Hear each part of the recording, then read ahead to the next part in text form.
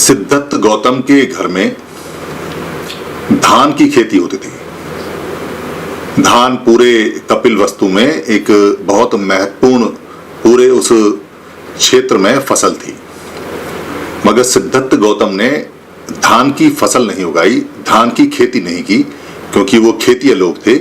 खेतियों को बाद में क्षेत्रीय बोला गया, क्षेत्रीय बोला गया, क्षत्रिय बोला गया।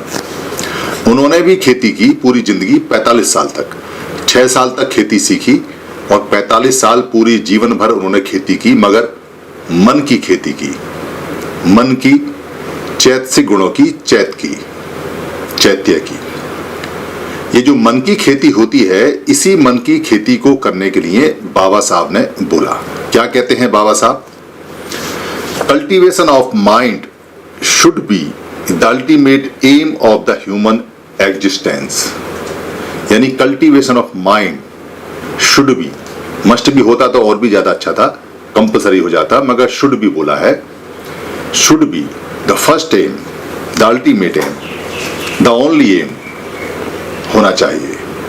तो कल्टीवेशन ऑफ माइंड जो होता है, कल्टीवेट बोलते हैं खेती करने को, उगाने को, उत्पन्न करने को, पैदा करने को।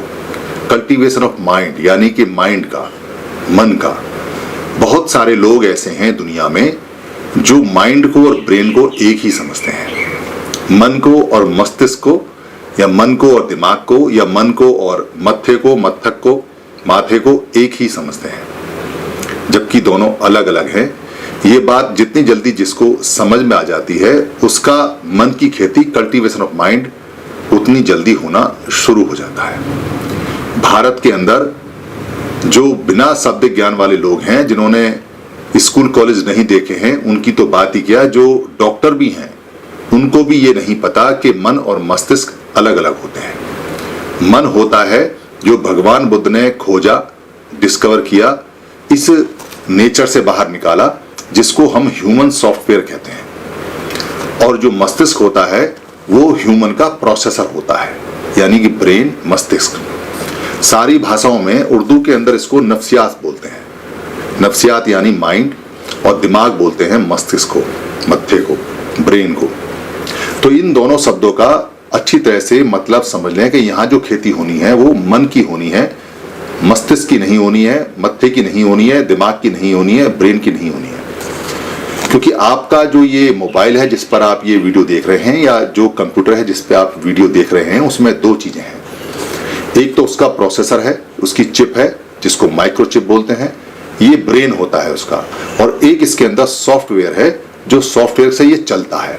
ऐसे ही सारे प्राणियों का एक सॉफ्टवेयर होता है जो भगवान बुद्ध ने खोजा, जिसको मन कहते हैं। उस सॉफ्टवेयर को परिष्कृत करना है, शुद्ध करना है, और उसे डेवलप करना है, उसे बढ़ाना है, और उसकी सारी क्षमता को इस्तेमाल करना है। अगर आजाद होना है, अगर जीवन का मजा लेना है, अगर आजादी का आनंद लेना है, अगर इस जीवन का असली रूप देखना है, अगर आपने अभावों से ग्रस्त जीवन को जूता मारना है, तो मन का खेती, मन की कल्टीवेशन करना जरूरी है।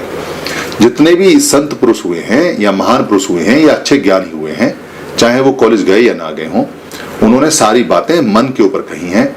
आपको कहीं भी मस्तिष्क के ऊपर या ब्रेन के ऊपर कोई बात नहीं मिलेगी, क्योंकि मस्तिष्क और ब्रेन हार्डवेयर होता है, शरीर का हिस्सा होता है, मन का हिस्सा नहीं होता है। जैसे मन चंगा तो कठौती में गंगा। जो सत्पुरुष हैं, संत हैं, गुरुजी रविदास जी, उन्होंने कहा है कि मन चंगा तो कठौती में गंगा। उन्होंने नहीं कहा कि मस्तिष्क चंगा या मत्था चंगा या ब्रेन चंगा तो कठौती में गंगा, ऐसा नहीं कहा। मन है। पुराने जो कबीर दास हैं, जो कबीर जी हैं, जो उन्होंने कहा है, क्या कहते हैं, मन के हारे हार है और मन के जीते जीत। मन के ऊपर कितने सारे उनके दोहे हैं, यानी मन हारेगा तो हार जाओगे और मन जीतेगा तो जीत जाओगे। इसका मस्तिष्क से और ब्रेन से कोई लेना देना नहीं है, यानी कि मस्तिष्क हारेगा भी नहीं और जीतेगा भी नहीं। वो तो जस्ट एक मशीन है, टूल है, शरीर का अंग है, पार्ट है, ऑर्गन है।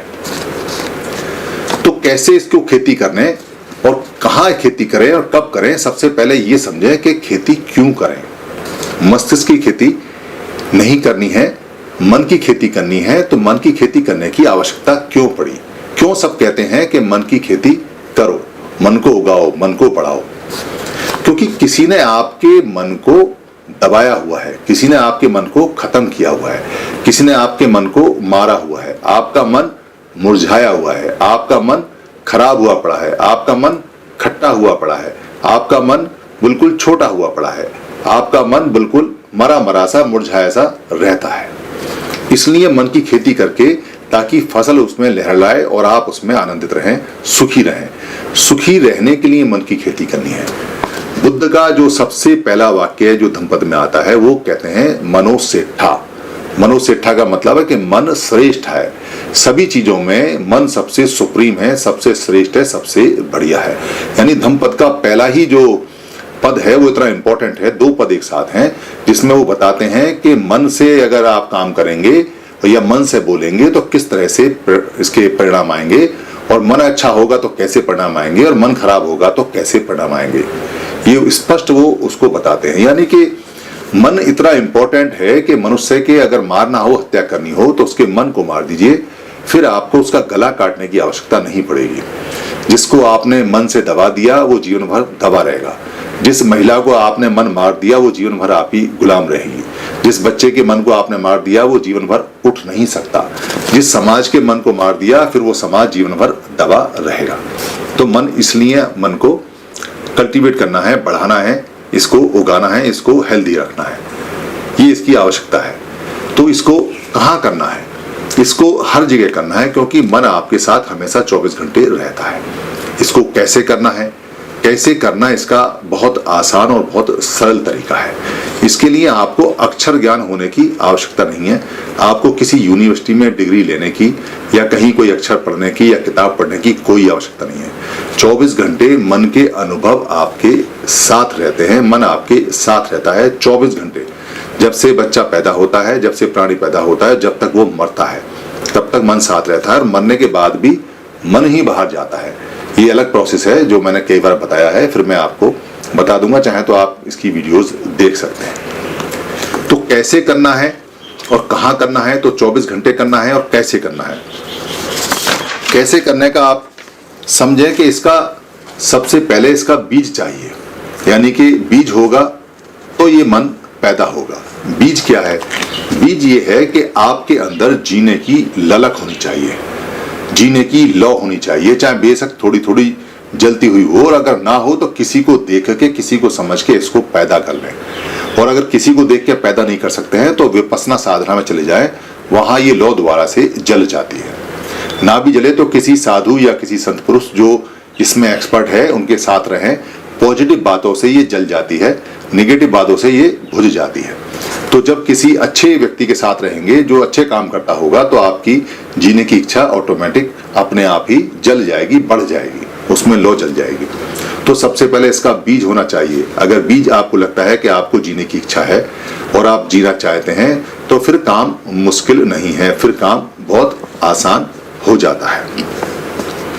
इसके लिए जो भूमि तैयार करनी है, क्योंकि मन के लिए जो भूमि तैयार करनी है जहां इसमें बीज डालेंगे, वो भूमि बहुत साधारण तरीका है उसका। कैसे कल्टीवेट करना है, इसकी भूमि में आपको कुछ चीजें छोड़नी पड़ेंगी। जैसे आप अगर कोई नशा पता करते हैं, किसी भी तरह का नशा करते हैं तो वो छोड़ना पड़ेगा। कोई चोरी चकारी करते हैं तो वो छोड़नी पड़ेगी। कोई अगर आप झूठ वगैरह बोलते हैं तो छोड़ना पड़ेगा। कोई व्यभिचार करते हैं तो वो आपको छोड़ना पड़ेगा। कोई हत्या का मन में लाते हैं या सोचते हैं तो वो आपको छोड़ना पड़ेगा। ये सारे जो कर्म हैं, ये 5 शील के कर्म आते हैं, ये आपको अपनाने होंगे, और ये इसकी जमीन तैयार हो जाती है। जब ये जमीन तैयार हो जाती है तो उसमें ये बीज अपने आप ही पड़ जाता है, फिर ये उगना शुरू करता है। कैसे उगना शुरू करता है? जब आप ये बुराई छोड़ देते हो तो अचानक अच्छाई की जमीन तैयार हो जाती है, और अच्छाई की जमीन में जब ये बीज पड़ता है तो ये बहुत तेजी से बढ़ता है आगे, क्योंकि इसके अंदर उर्वरक क्षमता आ जाती है, इसके अंदर उत्पन्न होने की क्षमता आ जाती है। फिर इसको कोई नहीं रोक सकता। फिर आपको इसकी देखभाल करनी पड़ेगी, इसको पानी धूप देनी पड़ेगी। पानी धूप देने का क्या तरीका है कि लगातार बुराइयां आपके पास आती रहेंगी, आपको उकसाती रहेंगी। कोई बीड़ी सिगरेट दिखाएगा, कोई शराब दिखाएगा, कोई व्यभिचार दिखाएगा, कोई रिश्वत दिखाएगा, कोई झूठ बोलना दिखाएगा। कहीं मन आपका उकसाएगा, कहीं ललचाएगा, कहीं कोई लालच आएगा। बीच बीच में ये आंधी तूफान आते रहेंगे। आपको हर बार ये कहना है कि नहीं, ये मेरे मन को खराब करेंगे, ये मेरे बीज को खराब करेंगे, ये मेरे जो बाग बगीचा उसको खराब करेंगे। ऐसा सोचते ही वो चीजें सब गायब हो जाएंगी और आपका जो पौधा है, जो मन है, वो जम जाएगा उसमें। उसके बाद वो आगे बढ़ना शुरू होगा। इसके जो फल आते हैं वो बहुत इंपॉर्टेंट और बहुत बढ़िया है। इसमें सबसे पहले तो आपको सुख आएगा, पूरा सुख चारों तरफ हो जाएगा, आपका सारे बुरी चीजें छूट जाएंगी। तो आपको किसी भी व्यक्ति से लड़ने की क्षमता आ जाएगी। कोई बुरा व्यक्ति आपके पास में, कोई बुरा विचार लिए कोई आपके पास में आएगा ही नहीं। सच्चाई की ताकत होती है, बुरी चीजें सारी दूर रहेंगी। आपका समय बचेगा जो आपका परिवार में लगेगा, आपका स्वास्थ्य बचेगा जो आपको लंबी आयु देगा। आप किसी बेकार की बातों में नहीं लगेंगे तो आपका पैसा नहीं जाएगा। आपका जो मन है वो जब स्वस्थ हो जाएगा तो आपका सोचने का क्षमता, सोचने का तरीका बदल जाएगा। फिर आप अपने परिवार के बारे में अच्छा अच्छा सोचेंगे। आपको समझ आ जाएगा कि ये चीज खराब है हमारे लिए या ये चीज अच्छी है। ऐसा करते करते आपका परिवार पूरा अच्छा हो जाएगा और इसकी जड़ें आपके परिवार में भी चली जाएंगी। यानी ये जो बीज है ये खाली आप तक नहीं रुकेगा, इसकी जड़ें आपके परिवार में जम जाएंगी और आपके बच्चों में भी ये बीज अपने आप चला जाएगा, जड़ें चली जाएंगी और वहां पौधे अपने आप निकलने शुरू हो जाएंगे और खुशहाली चारों तरफ होनी शुरू हो जाएगी। इससे होता क्या है कि कोई आदमी जो आपको शराब का लालच देके आपका नुकसान करना चाहता है वो आपका नुकसान ही नहीं कर सकता, क्योंकि अब तो आप शराब पीते नहीं। शराब पीने के लिए आप किसी के पास जाएंगे नहीं, पी के झगड़ा नहीं होगा तो मार पिटाई नहीं होगी, तो थाना कोर्ट कचहरी भी नहीं होगी, तो वहां से आप बच जाएंगे। पिएंगे नहीं तो आपका जो उधार पैसा है या जो आपने कहीं पैसा लेके किया है वो आपका बचा रहेगा। पिएंगे नहीं तो घर पर सही टाइम से आएंगे तो आपके परिवार की ख्याति चारों तरफ घूमेगी। तो आपके बीवी बच्चों में जब शादी करने के लिए कहीं जाएंगे अपने बच्चों की, तो वो रिश्ता बहुत आसानी से हो जाएगा, क्योंकि आपका परिवार असत परिवार है, अच्छा परिवार है। अगर आप किसी झगड़ेंगे नहीं, आपको हिंसा नहीं करेंगे, तो आपको लोग सम्मान देंगे कि ये बहुत अच्छा आदमी है। हर जगह आपको पूछेंगे, आपको बैठाएंगे। ये सारी शक्तियां आते ही आपका मन डेवलप होना शुरू हो जाएगा और विचार आने अच्छे शुरू हो जाएंगे। और जैसे ही अच्छे विचार आते हैं वैसे ही आप बोधि की तरफ, बुद्धत्व की तरफ, ज्ञान की तरफ ऑटोमेटिक अपने आप ही बढ़ने शुरू हो जाएंगे। वो ज्ञान की जो चादरें हैं जो रोक के रखती हैं इसको, जो पर्दे हैं, वो पर्दे सारे हट जाएंगे और ज्ञान आपके सामने प्रकट हो जाएगा। ज्ञान को प्राप्त करने के लिए कहीं कोई पढ़ा लिखा होने की आवश्यकता नहीं है। अगर आप पढ़े लिखे हैं तो फिर और अच्छी तरह से इसको कल्टीवेट कर सकते हैं और अच्छी तरह से खेती कर सकते हैं। इसको छोटे बच्चे से लेके और एक 80 साल 90 साल और जो मरने तक व्यक्ति है वो कर सकता है। सारी महिलाएं कर सकती हैं, सारे बच्चे कर सकते हैं, 24 घंटे कर सकते हैं। अगर कोई नहीं कर सकता है तो वो है कोई भूखा व्यक्ति, कोई बीमार व्यक्ति, या कोई ऐसा जो मानसिक गुलाम है बहुत ज्यादा और अपनी गुलामी को समझ नहीं पा रहा है, वो खेती नहीं कर सकता। जो मानसिक गुलाम हो चुका है और मानसिक गुलामी में ही गुलामी का आनंद ले रहा है और जिसको जीने की लालसा खत्म हो गई है, या कोई शरीर से बहुत ज्यादा बीमार है, और या कोई व्यक्ति भूखा है। भूखा व्यक्ति भी मन की खेती नहीं कर सकता, क्योंकि मन स्वस्थ नहीं होगा। अगर शरीर स्वस्थ नहीं होगा तो मन भी स्वस्थ नहीं होगा। भूखे आदमी का मन भूखा होता है। तो वो 3 तरह के लोग इसको नहीं कर सकते हैं। इस खेती का एक फायदा यह है कि जहां व्यक्ति इस खेती को करता है उसके आसपास अपने आप ही फसल लहरानी शुरू हो जाती है। सच्चाई में बहुत बड़ी ताकत होती है। सच्चाई में इतनी बड़ी ताकत होती है कि सामने जो बुराई है वो रुकती नहीं है, भग जाती है। इसलिए भगवान बुद्ध ने कहा मनुसेठा मनुश्रेष्ठ है, और बाबा साहब अम्बेडकर ने कहा कि हर एक व्यक्ति का जो पहला एम है वो मन की खेती होनी चाहिए। मन की खेती का मतलब है कि मन को परिष्कृत और शुद्ध करना चाहिए, मन को बिल्कुल ठीक करना चाहिए, मन से सारी बुराइयां, सारे व्यभिचारों को हटाना चाहिए, मन को अच्छे कामों में लगाना चाहिए, अच्छे लोगों में बैठना चाहिए। अच्छे लोगों का मतलब है संघ में बैठना चाहिए। अच्छी बातें सीखनी चाहिए का मतलब है जो धम्म की बातें हैं, जो प्राकृतिक और अच्छी बातें हैं उनको सीखना चाहिए और संघर्ष करना चाहिए। क्योंकि जब आप शुद्ध हो जाएंगे, अच्छे हो जाएंगे, तो अपने आप ही संघर्ष जब होगा तो उसमें कामयाबी आपको मिलेगी। शराब पी के कोई आदमी अगर शराब का भाषण दे तो लोग इसकी बात नहीं सुनेंगे। अगर कोई करप्शन के ऊपर करप्शन करके करप्शन का भाषण दे, करप्शन हटाओ, या रिश्वत लेके कहे कि रिश्वत बहुत बेकार है, तो वो रिश्वत को कभी खत्म नहीं कर सकता।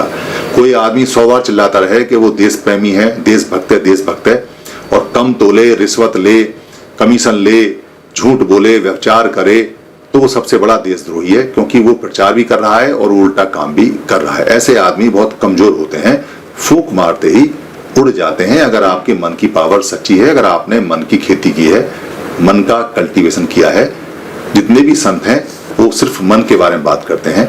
धन्यवाद। आप सभी से ये निवेदन है कि अगर आपको ये वीडियो अच्छी लगती है या बाकी वीडियो अच्छी लगी हैं और आपको लगता है कि धम्म की वीडियो किसी को और मिलनी चाहिए, या किसी को गिफ्ट में भेजनी चाहिए, या किसी भाषा में कन्वर्ट करके आगे बढ़ानी चाहिए, या प्रिंट में किताब में छापनी चाहिए, या इसकी जो ऑडियो है उसे निकाल के भेजना चाहिए, या इसका किसी पार्ट को इस्तेमाल करना चाहिए, तो आपको लिबर्टी है, आपको छूट है। ये सभी कॉपीराइट फ्री हैं। आप अपने फेसबुक पे, अपने पेज पे, अपने ट्विटर पे या अपने हैंडल पे या लिंक को कहीं भी शेयर कर सकते हैं, कहीं भी चला सकते हैं। आप यूट्यूब पे भी चला सकते हैं, अपने नाम से चला सकते हैं। इसके लिए इजाजत लेने की या परमिशन लेने की बिल्कुल भी जरूरत नहीं है। आप इसको अपना मान के चलाएं, क्योंकि धम्म सबका है। हम जो बताते हैं वो भगवान बुद्ध का है या महापुरुषों का है, उन्हीं की बात को सरल भाषा में बताते हैं। हमारा सिर्फ इतना राइट है इस पे कि हम इसको लोड कर देते हैं, बाकी सारी ये पूंजी आपकी है। धन्यवाद। बुद्धं शरणं गच्छामि,